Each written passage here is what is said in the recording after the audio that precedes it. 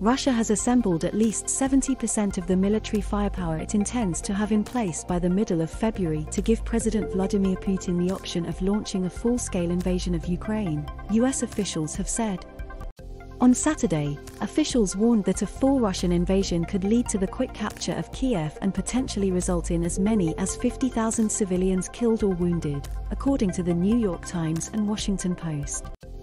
A US official confirmed that estimate to the Associated Press, but it is not clear how US agencies determined those numbers. The grim assessment comes after British Prime Minister Boris Johnson agreed with French President Emmanuel Macron that the UK and its NATO allies would be united in their fight against Russian aggression wherever and however it might occur. European leaders are due to travel to both Moscow and Kyiv in a bid to calm tensions. Macron is expected to visit Moscow on Monday and Kyiv on Tuesday, while the German Chancellor, Olaf Scholz, will travel to Kyiv on the 14th of February and to Moscow the next day. UK Foreign Secretary Liz Truss had been due to travel to Ukraine with the Prime Minister on Tuesday but had to drop out of the trip after testing positive for coronavirus. Truss will reportedly travel to Moscow soon. US officials said that, as of Friday, the Russian army had put in place near Ukraine a total of 83 battalion tactical groups, each of which is roughly equivalent in size to an American battalion of between 750 and 1,000 soldiers. That is an increase from 60 battalion tactical groups in position just 2 weeks ago, they said. Another 14 battalion tactical groups are on their way to the border area from other parts of Russia, the officials said. Two officials said the US assesses that Russia would want a total of between 110 and 130 battalion tactical groups for use in a full-scale invasion, but Putin could decide on a more limited incursion.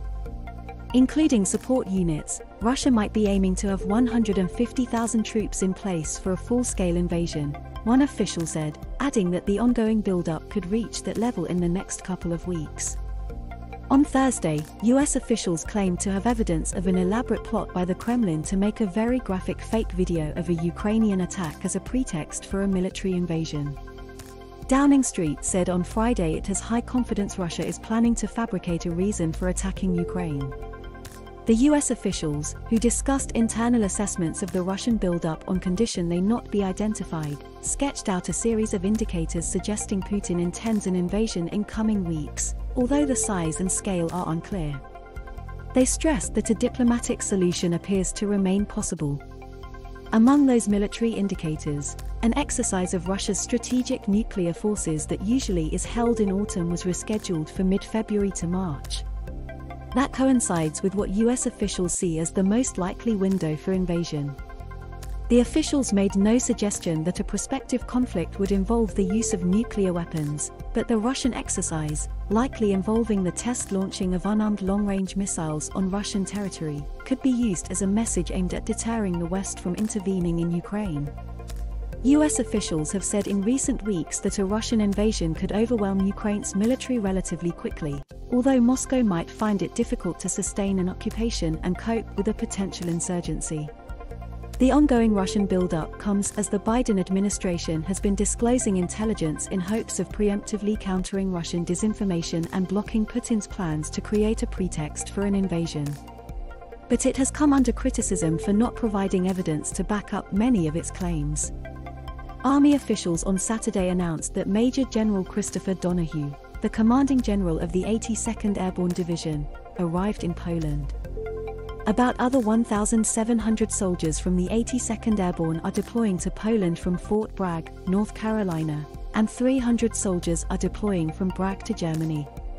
In addition, 1,000 Germany-based soldiers are shifting to Romania. Captain Matt Visser, spokesman for the 18th Airborne Corps, which includes the 82nd Division, said, "Our corps presence serves to bolster existing US forces in Europe and demonstrates our commitment to our NATO allies and partners." The corps was made up of combat-capable forces who stand ready to enhance the alliance's ability to deter and defeat Russian aggression, the US statement added. Washington said last week it would send about 3,000 additional troops to Eastern Europe to defend NATO members against any aggression.